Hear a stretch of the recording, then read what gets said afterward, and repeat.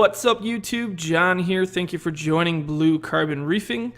Since we have a holiday weekend upon us, I just wanted to make a real quick video of what is something that I do with my system when I am going out of town for a few days with the holiday weekend, 3 to 4 days. I'm just going to kind of give you a quick overview of what I specifically do, and what you're looking at on the screen right now is kind of just a quick checklist of what I actually do, kind of go over to make sure when I leave for a few days I can feel peace of mind that the system's going to be up and running, nothing major is going to happen while I am gone.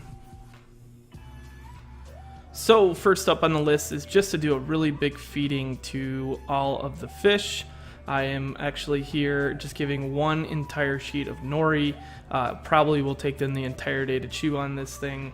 I'm also going to be feeding the frag tank. I do have one fish in the frag tank. It's a yellow tang, which will be fine, but I'm going to give him a sheet or a little piece of nori, and I'm also going to give the quarantine tank a little piece of nori. I'm testing my automatic feeder. I'm going to obviously give them a few pellets as well.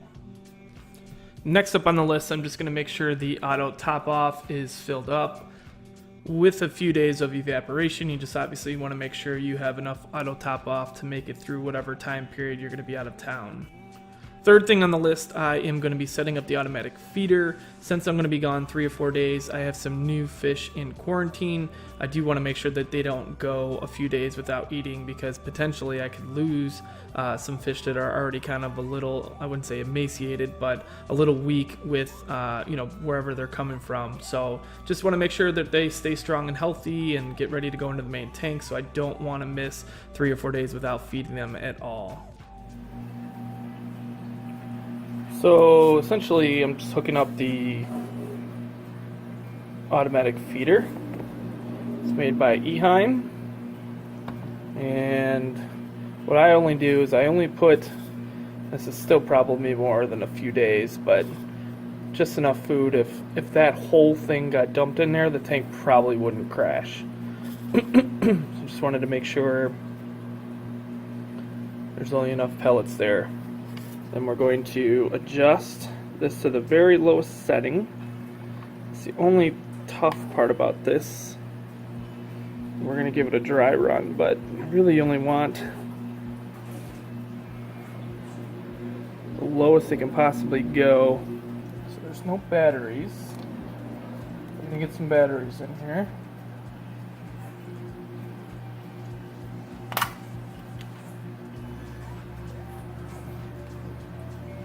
Assuming they're double A's, we're gonna go get some double A's.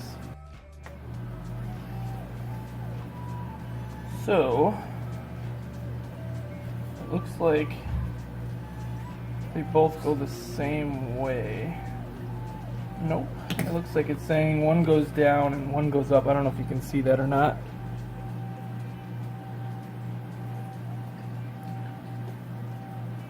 So I think the first one goes down and the second one goes up. But we'll find out.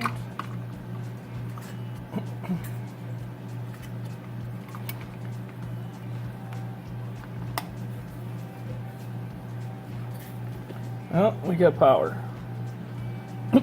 Okay, so first we're going to test. The way I like to do this normally is have a little collection cup so I can see how many pellets go in here. Nothing went through. We're going to put just a little bit more and test it again.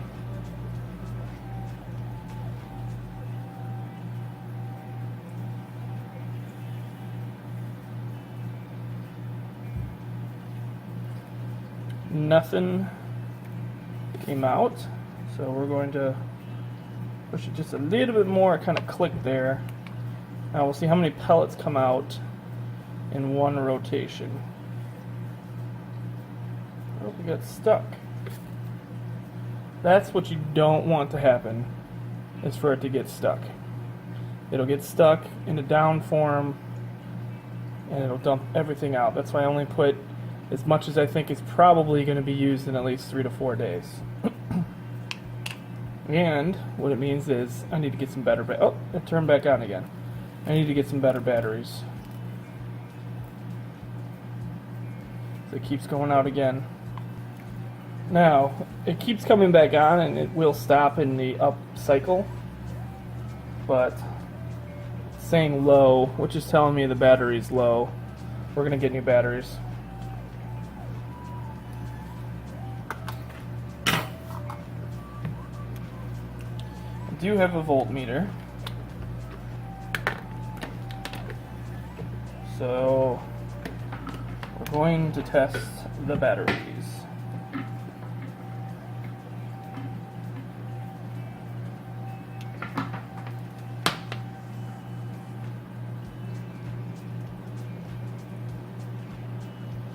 So it says it on here if you don't know. 1.5 volts. So you want to take your voltmeter. Read it. It's 1.5 volts. And you got a positive and negative. So all you want to do. Your positive is up top.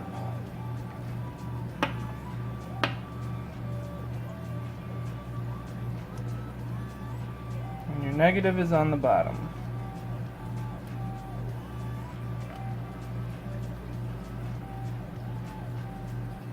And this says 1.516. I don't know if you can see that. It's going to be kind of hard to do this and have you read it. Well, maybe I can prop it up. So, 1.516. I think you can see that. 1.516. So that one should be good. Maybe it's this one that is not good. Actually, even feels lighter. Yep, there you go. 0.6, 0.58, 0.75.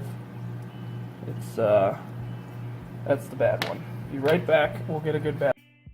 Let's try this again on the second one. So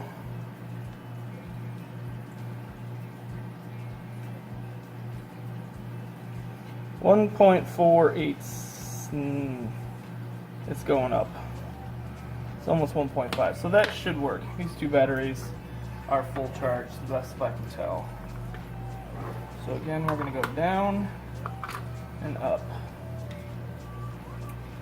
And this bad boy to come on. Alright, now I am not getting the low signal. So we're going to test this one more time and spin this. Done.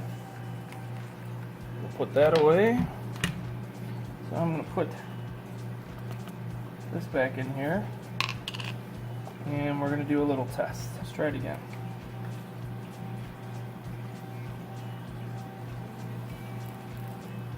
Ooh, that's perfect. Okay. I'm going to say we got 10 to 15 little pellets in there. I think that's perfect. That's as minimum as it's going to get. So we got plenty of food in there. So now we're going to set the timer, and this is where I screwed up before. So I'm going to try to get you guys to go through this. But we're going to. There's 4 timers, and then your clock. So we're going to go to set, and we're going to set the time here. So it is 10:50 p.m. This should work off of military time. So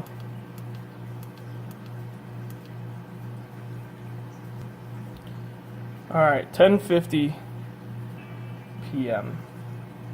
Right? 2200, 2250. Okay.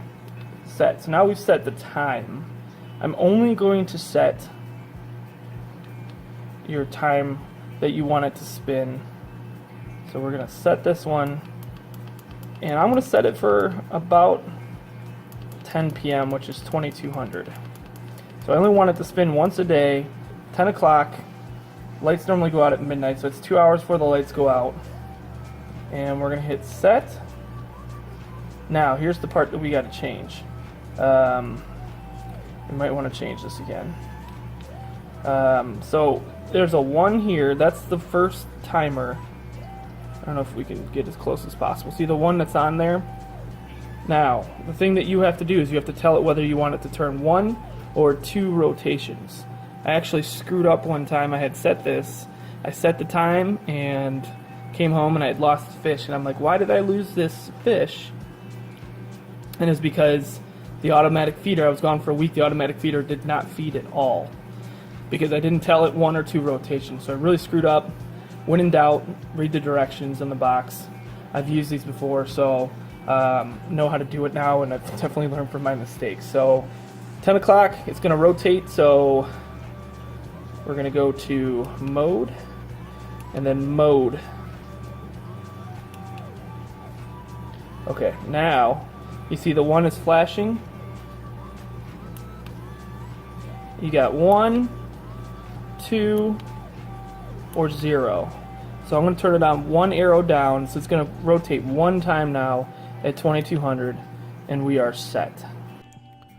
Okay, so now that the automatic feeder is set up and over the quarantine tank, I even tested it to make sure it was working and it wasn't dumping a tremendous amount of food into the quarantine tank. Obviously, you don't want to empty that whole container worth of food in there, just to double check there. So in the interest of saving time in the video, I didn't want to obviously take a bunch of video and show you that. But next on the list, I walked through the entire system, just making sure everything looks good, no potential problems, no leaks anywhere, nothing that's kind of backing up. I had already cleaned the protein skimmers 2 days before and changed the filter socks 2 days before, so I should be good to go on that.